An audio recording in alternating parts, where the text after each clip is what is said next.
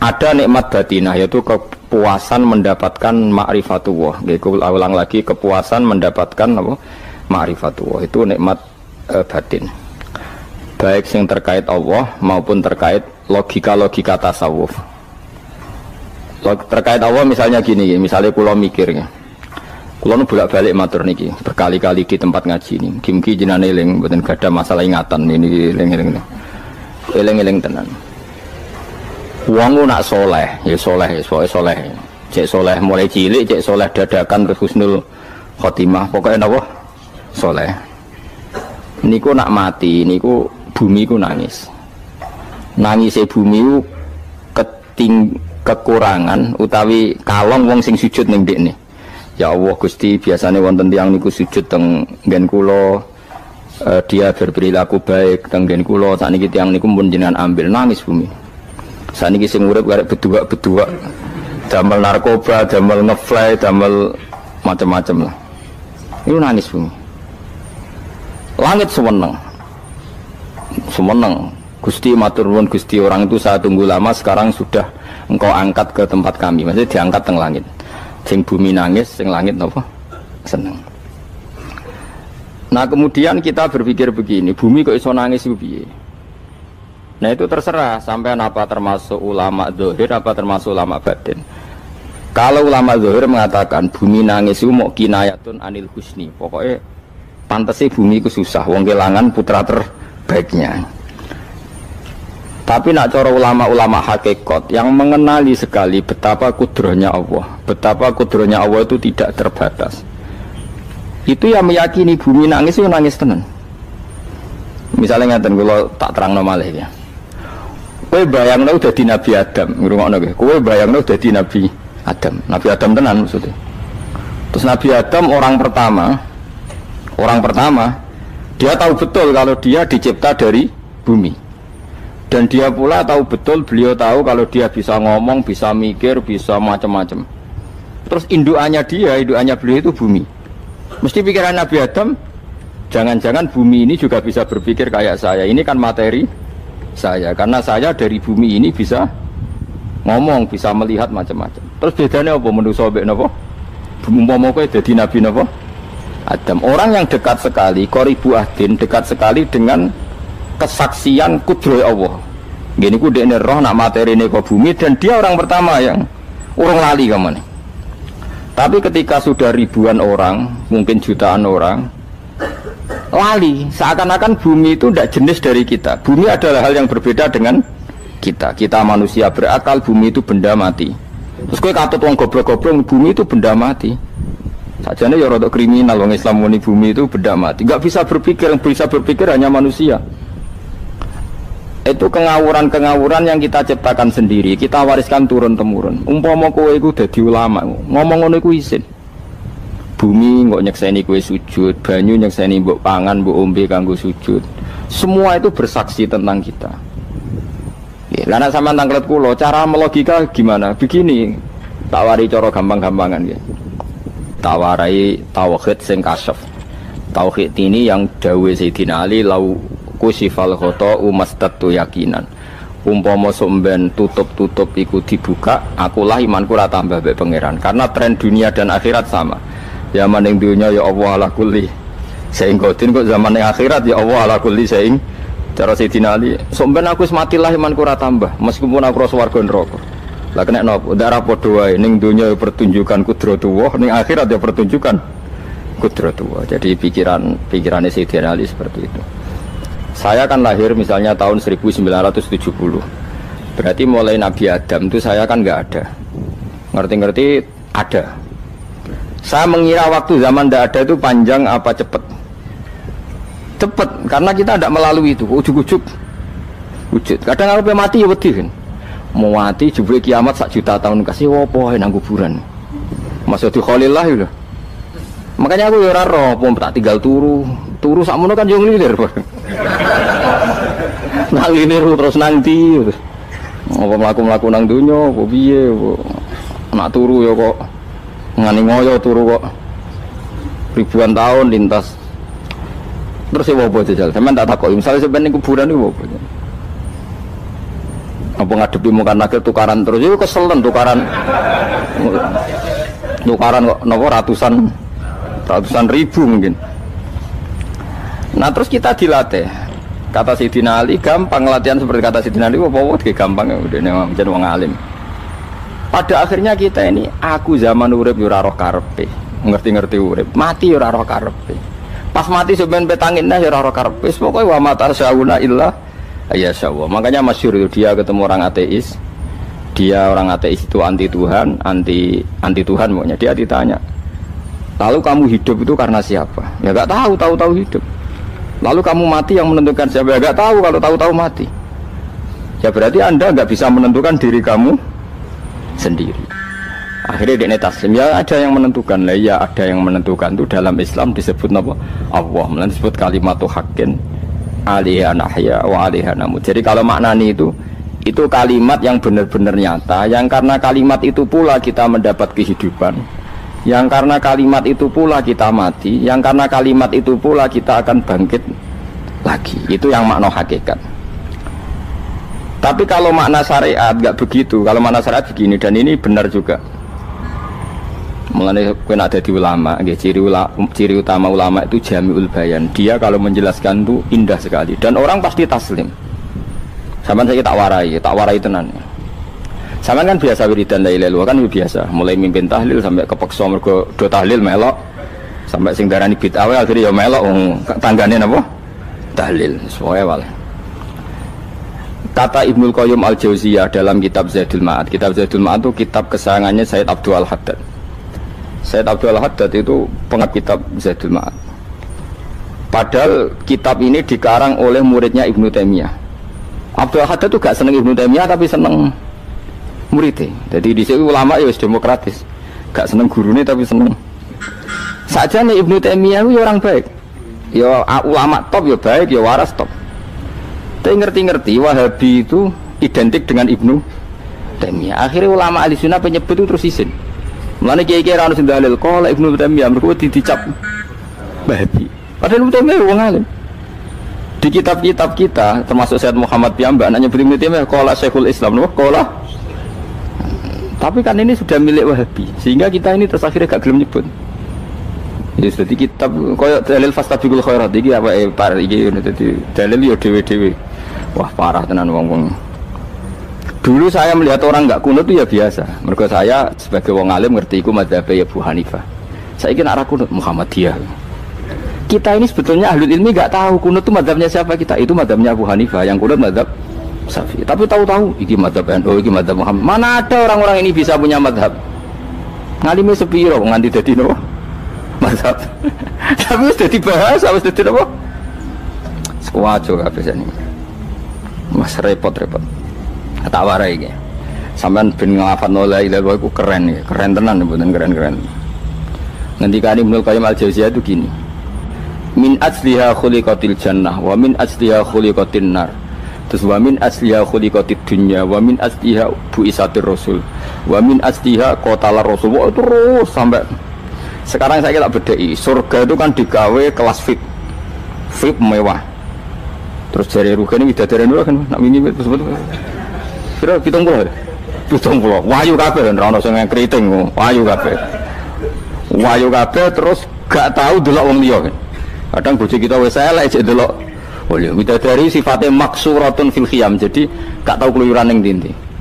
Wahyu kabeh. Lek surga yang semewah itu selek itu ya bagi mereka sing nglafatno atau yang menerima la ilaha illallah. Neraka sekarang dibikin dalam itu. Jari Abu Hurairah neraka itu tes-tesane benda kamu jatuhkan ke neraka itu untuk santai ke bawah itu nunggu 70 tahun. Kila 70.000 tahun. Dikena HP mu mbok ceblokno neraka itu cebloke ngenteni 70 tahun. Betapa dalamnya ngentekno bego piro ya bayang misalnya. Oh itu kontraktor mana saja tidak sanggup itu disuruh ngeduk kedalaman neraka. Iku ya mau kanggo wong sing menolak la ilaha illallah. Jadi kalimat ini luar biasa. Swarga digawe bagi yang nerima, neraka digawe ya untuk yang menolak. Itu kalimat sing kok nak tahlilan turu iku lho. Iku kalimat sing nggo alasan apa gawe swarga. Terus kalimat sing suwe-suwe sing lafadzno diarani bid'ah iku. Itu kalimat sesakral ini nasibnya akhir zaman itu entek. Gara-gara dilafadzno tahlilan tersangka jadi apa? Beda. Dulu kalimat yang dipuja-puja penyebab surga dan neraka. Saiki kalimat itu tersangka. Mau perkara napa? Beda. Wis aja melok-melok, kowe debat ya ora iso makili aku sebarno iso. Kok kowe terusno dalan tok. Dah. Berarti la ilaha illallah itu kalimat yang surga dibikin karena itu, neraka dibikin ya karena itu. Kemudian Allah punya sunnah, lalu butuh pelatihan. Dikasihlah Allah gawe bumi. Piye manusia butuh latihan, dibikinlah bumi. Dan ini latihan ikrar la ilaha illallah dengan sadar, dibikinlah bumi, liyabluwakum terus dites. Wes digawe bumi, ono makanan, ono minuman, ono wong wayah, ono pegatan macam-macam, wong diutang wis mbulet macam-macam. Gue ngetes, eling la ilaha illallah apa eling utangi, eling la ilaha illallah apa eling kasuse, pokoknya dites. Karena nggak fair kalau Allah bikin itu kemudian nggak dites, dibikinlah darul imtihan. Dunia itu bahasa Arabnya darul imtihan, tempat tes-tesan. Imtihan mana apa? Tes, liyabluwakum, diuji. Wes diuji kita hidup. Artinya kita dihidupkannya pun oleh Allah demi tes-tesan la ilaha itu disebut kalimatul haqqin alaiha. Nah ya sebenarnya kita hidup pun ini untuk dites. Pada akhirnya la ilaha illallah apa enggak? Paham ya? Terus dites. Allah itu juga secara hukum itu kan nggak fair, dites kok nggak punya pemandu, dibikinlah rusul, diutuslah para rusul untuk pemandu. Tes itu kan butuh seru, mak pemandu tok ora ono musuhe kan nggak seru, dibikinlah setan. Saat ini sebagian kita sudah setan tapi ini ben seru. Lho ndak setan kan minal jinnati wan nas, rumangsamu setan usopo. Baik setan minal jinnati wan nas. Jadi kena muni auzubillahi minasyaitonir rajim terjemahnya berlindung Allah dari saya sendiri Allah itu. Lho itu kalau lama dulu biasa auzubillahi min syururi anfusina wa min sayyiati a'malina. Sebenarnya kita berlindung hanya dari setan yang jauh, iblis itu enggak. Ya setan diri kamu sendiri, min syururi anfusina, dari kejelekan diri kita. Ngomongnya do ujug, soalnya setan tuh makhluk gaib sing piye. Lah kowe iku sapa? Nganti kowe maksiat terus mergo akrab klop, roh mbek setan klop. Mulane terus maksiat. Dah. Allah ngutus pemandu yang ngecul setan ben fair. Napa? Fair. Jadi semua darul ibtila ini juga demi kalimat. Nah, makanya disebut kalimatul haqqin sing alaiha nahya. Kita hidup ya demi mendapatkan kalimat itu. Kita mati nanti ya demi kalimat itu, artinya mati ke neraka ya karena kalimat itu kita menolak atau mengabaikan. Masuk surga ya karena kalimat itu kita hormat, kita benar dalam memperlakukan kalimat itu. Berarti alaiha nahya wa alaiha nam. Terus wa alaiha nub'as karuan, kalau kamu termasuk minal aminin ya nub'as minas solihin, kalau minal kafirin ya nub'as minal zalimin. Tapi semua desain dunia ini hanya demi kalimat la ilaha illallah Muhammadur Rasulullah.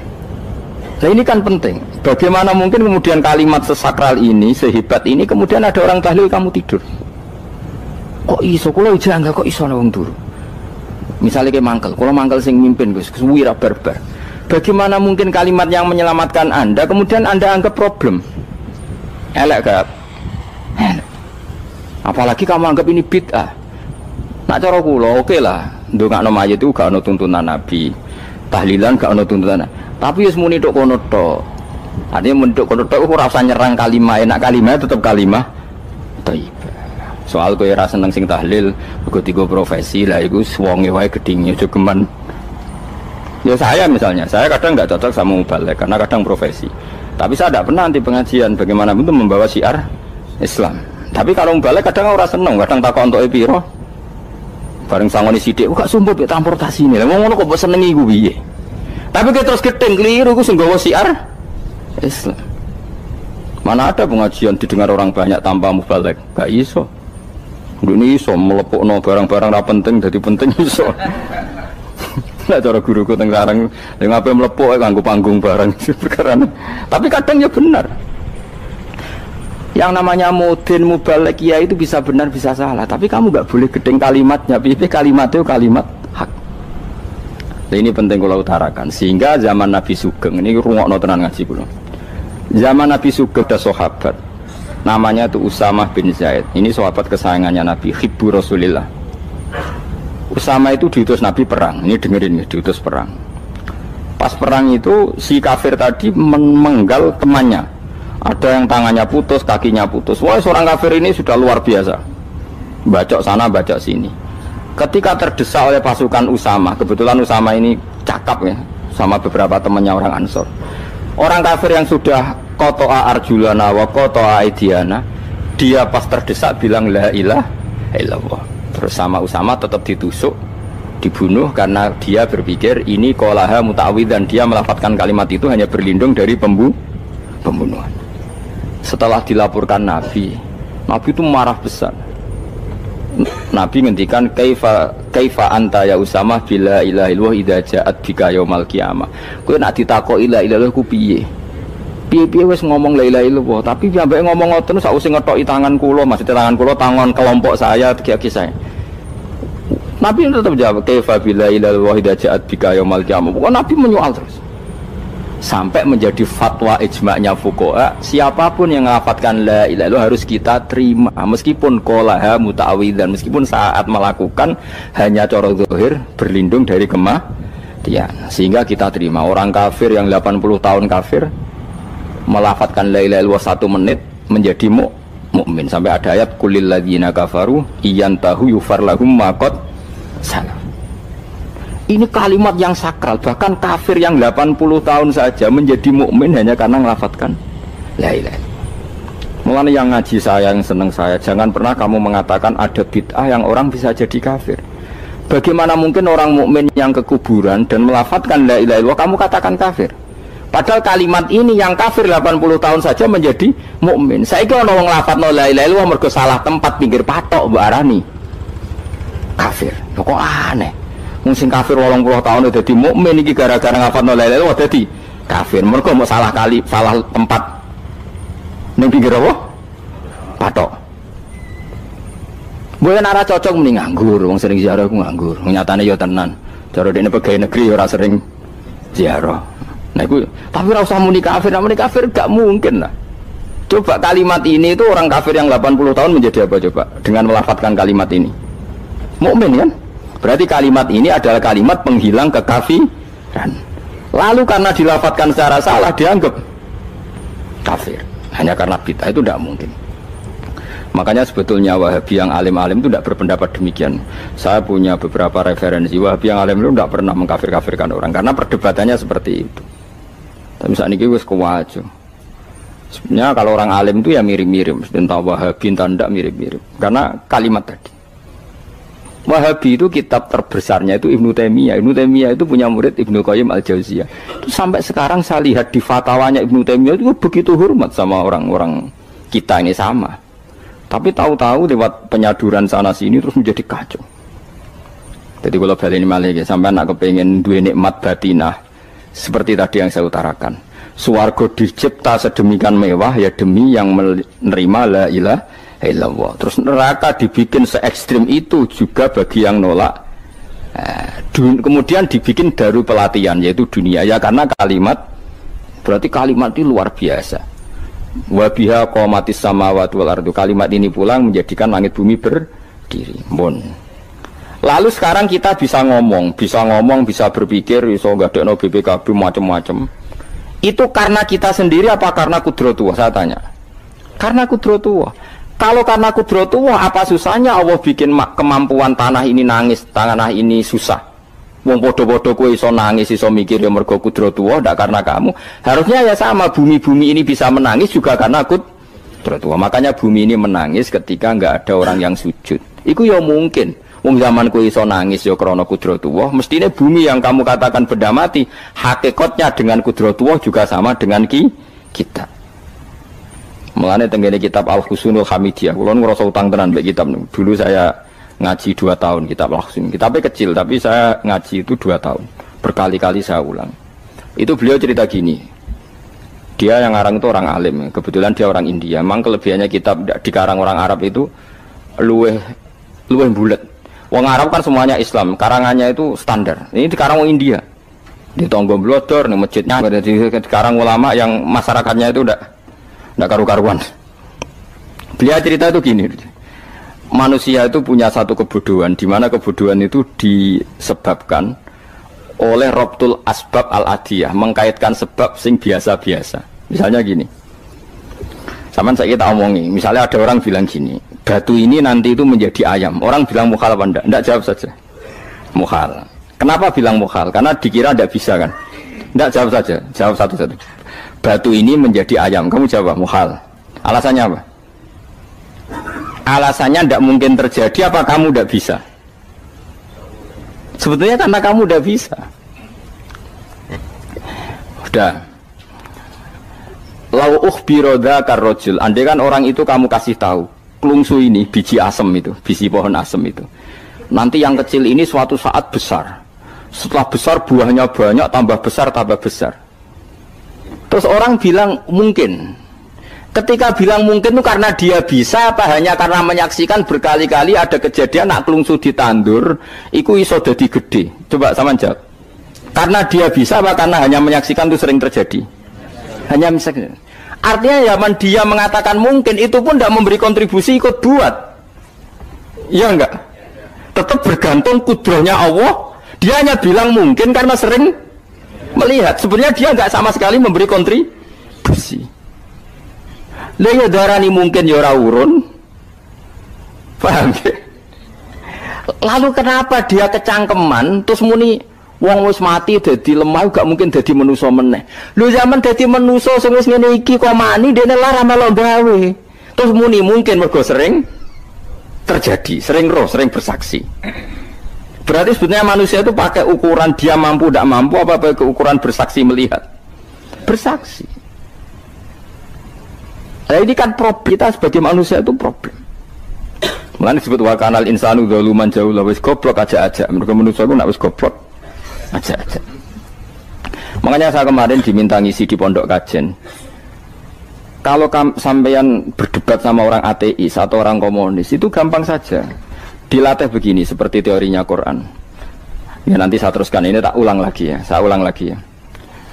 Andai kan nggak pernah terjadi telur itu jadi ayam, nggak pernah terjadi sama sekali.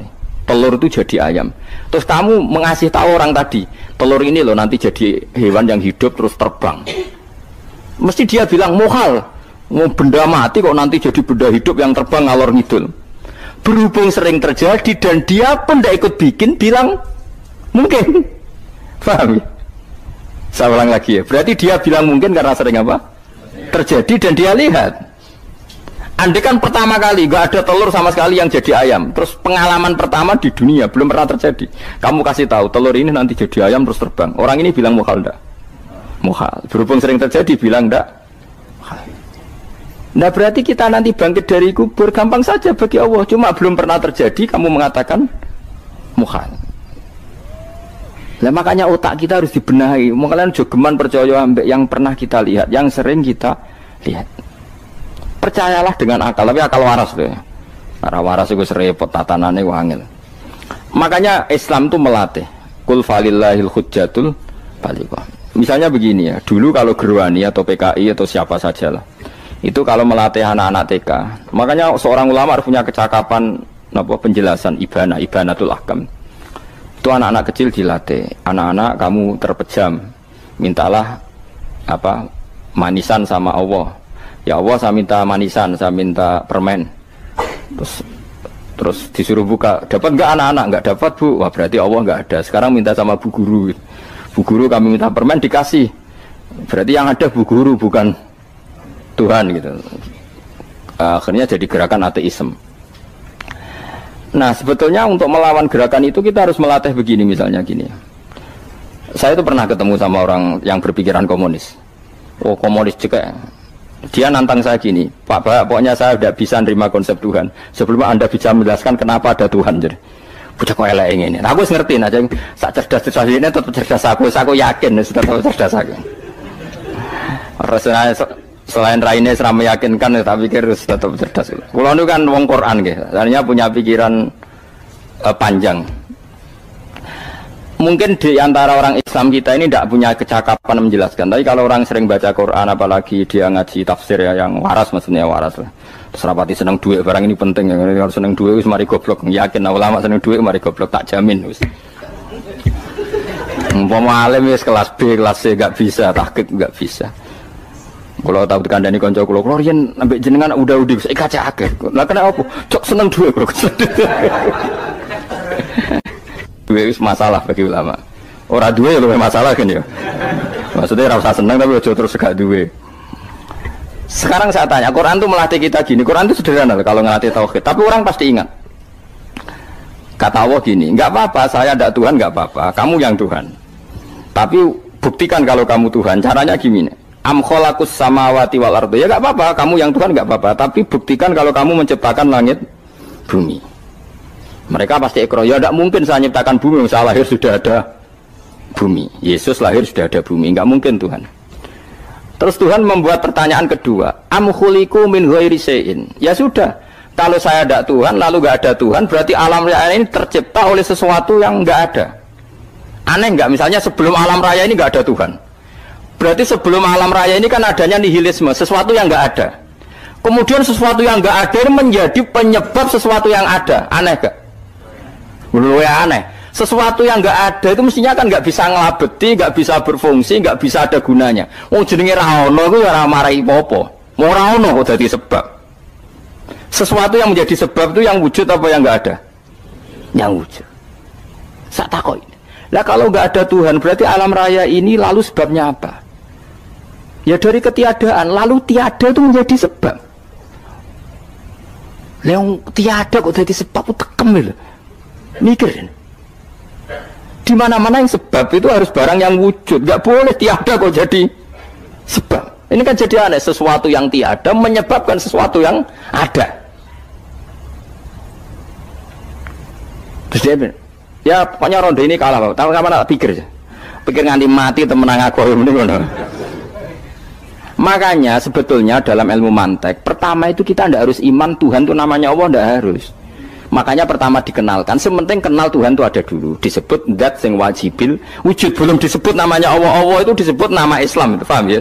Saya ulang lagi, Allah disebut itu nama Islam. Tapi kalau penemuan akal hanya sampai kita ini butuh zat sing wajibil wujud, sing menjadi penyebab semua alam raya ini. Di bahasa Arab disebut musabbibul asbab. Belum menyebut Allah musabbibul asbab. Islam pun pertama Iqra turun ya gak nyebut Allah. Iqra bismi rabbikal ladzi khalaq, khalaqal insana min 'alaq. Iqra wa rabbuka. Tuhan itu siapa? Yang mencipta. Nah, yang mencipta ini oleh syariat Islam disebut apa? Tapi dalam logika yang penting kue kenal si ono musabbibil asbab. Pastikan bahwa alam raya ini yang wujud pasti disebabkan sesuatu yang ada. Nggak boleh barang wujud kok diciptakan oleh sesuatu yang tidak ada. Yang gendeng ora barbar barang ra ono mbok sifati al khaliq. Sing gawe langit bumi apa? Pencipta. Penciptane apa? Sesuatu yang tidak ada. Kowe ikhlas dutek ngono kowe ikhlas ta ora ya? Gak kowe ikhlas ta ora dutek ngono kowe ikhlas ta. Kowe gelem dadi bodho niku. Gelem kan? Mboten. Nah, nikmat ngono jenenge nikmat batin. Mulane sing suwenang mbek kalimat la ilaha illallah. Wis ana sing bid'ahno Allah iku wong nganggur wis beno sak uni-unine. Tapi kadang memang kita berlebihan. Tahlilan rabar-bar 40 dinane rabar-bar muga alasane wis disangoni akeh tahlil sedih lho sakake penggemar sing keselen sing rantuk sangu ya butuh cepet. Lane cara kula niki penting kula utar nggih. Kowe nek ora cocok tahlilan 40 dina wis ngomong ae kira cocok model harinya. Tapi ki aja menolak kalimat la ilaha illallah iku disifati Kanjeng Nabi kalimat thayyibat. Wong Nabi nyifati thayyibah, kalimat yang suci kok nyifati bid. Tak soal kira cocok wong sebut. Misalnya kamu bilang saja wong mati wis sangu amale lha apa didongakno barang. Nek kowe pengen ndonga ora usah ndonga. Wis ora usah biasa wae. Kula lah mbok dongakno ora seneng. Gak meyakinkan. Karo dene mlebu swarga butuh dongamu ora ono swarga fadhole pangeran lha apa mbok dongano barang. Nah, tapi kowe donga aku ya seneng. Senenge ya semau lah timbang nyanyi-nyanyi rame-rame sadok ndongane. Mbok mandi mbok ora pokoke ndongane. Saya ulang lagi ya. Makanya Quran itu melatih logika sampai seperti itu. Am khalaqus samawati wal ard bal la yuqinun. Sampai terus diulang-ulang. Am khuliqu min ghairi syai'in. Kalau mereka merasa Tuhan nggak apa-apa, tapi buktikan mereka ini wujud sendiri tanpa sebab. Atau begini, kalau mereka tidak tahu sebab pencipta langit bumi, mereka sendiri suruh yakin kalau mereka adalah penciptanya. Amhumul khaliqun, nggak apa-apa. Ya tapi masih Abu Jahal gendeng lah, masih Abu Lahab ngawur lah, nak takoki, ya wes pangeran kowe sing gawe langit bumi. Penggemarnya saja pasti tertawa. Masa Abu Lahab darane pencipta langit bumi, wong lahire wening bumi. Tapi Quran oleh nggak jawab, am khalaqus samawati wal ardo. Apakah mereka menciptakan langit bumi? Bala yuqinun, mereka pun tidak pernah yakin. Jadi itu pangeran. Makanya di mana-mana orang alim itu suka debat. Karena pangeran sendiri kalau menjelaskan kebenaran seringnya juga nantang debat. Kata Allah, "Qul ara'aytum ma tad'una min dunillah aruni madza khalaqu minal ardi am lahum syirkun fis samawat." Enggak apa-apa mereka Tuhan kata Allah, tapi buktikan zaman langit diciptakan mereka memberi kontribusi apa? Apa urun bego, apa urun cagak, apa piye lah pas aku gawe langit iku dekne urun apa jare am lahum syirkun fis samawat. Misale urun napa lah? Urun tol, urun apa lah. Itu pangeran. Mereka kan pasti menjawab enggak. Terus itu nih bi kita biming qobliyada. Kalau kamu nggak percaya Quran sebagai kitab, nggak apa-apa. Tapi buktikan kamu punya kitab tandingan. Enggak, mereka nggak punya juga. Atau gini, nggak usah Quran, nggak usah sakralan. Au atharotim min ilmin, atau kajian ilmiah yang membuktikan bahwa Yesus itu Tuhan, atau yang membuktikan bahwa berhala itu Tuhan. In kuntum shodiqin, nggak apa-apa kalau kamu benar, buktikan. Nah itu makanya semua nabi itu punya kecerdasan, karena tadi nabi kadung nantang itu nih bi kita biming qobliyada au atharotim min ilmin in kuntum shodiqin. Tapi sekarang orang alim soleh itu jarang. Yang ngono ngerung soleh rapati ngalim, nggak sing alim biasanya rapati soleh. Lah kula tuh masuk rontok-rontok ya rontok soleh ya rontok, tapi lumayan masih menjaga hujjatullah tadi.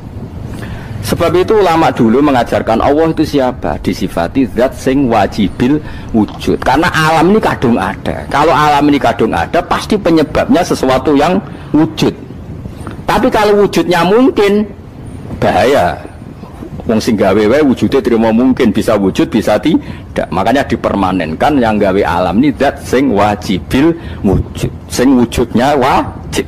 Wajib itu nggak bisa nggak, pasti wujud. Nah terus kita kenal itu namanya khaliq, itu musabbibil asbab, itu khaliqul asya. Lalu oleh Islam zat yang demikian itu disebut Allah. Terus jadi la ilaha illallah. Nah orang yang bertauhid gini tentu punya kenikmatan batin yang luar biasa. Sehingga saya bayangkan nanti mati yang ngono biasa wae kan. Gusti zaman kula teng donya ora melok ngatur oksigen, ngatur nyawa, ape mati ndak ra ngoten. Mulane jare Siti Ali, jenengan jenengan nak mati tambah pinter apa biasa? Ya biasa wae. Ning bumi yo ndelok kudrohe Allah, kok ning akhirat ndak ra padha wae ndelok kudrohe Allah. Mulane beliau masyhur guyonan beliau lau kusifal ghata mastatu yakinan. So ben aku nek mukasafah ning akhirat imanku yo ora tambah, ya biasa wae, standar-standar wae. Maksudnya kue ning dunya ujung-ujungnya paling pokok ya menyaksikan kudratullah. So ben ning akhirat ujung-ujungnya paling pokok ya delok kudratullah. Ning dunya saiki Allah ya matlubi sing kita cari, so ben ning akhirat ya Allah matlubi. Paham ya? Artinya hukum dunia dan akhirat itu sama. Kita di dunia golek ridane Allah, ning akhirat ya golek napa? Ridane Allah. Lah nek soal kecil tapi ning akhirat masalah Gus pun rokok masalah, diutang ditagih yo masalah, kere suwi ku yo masalah. Ya biasa jenenge makhluk anane masalah. Sing ora oleh di masalah pangeran. Pangeran duwe masalah. Biasa wae. Lah makanya kula suwun nggih aja geman gedeng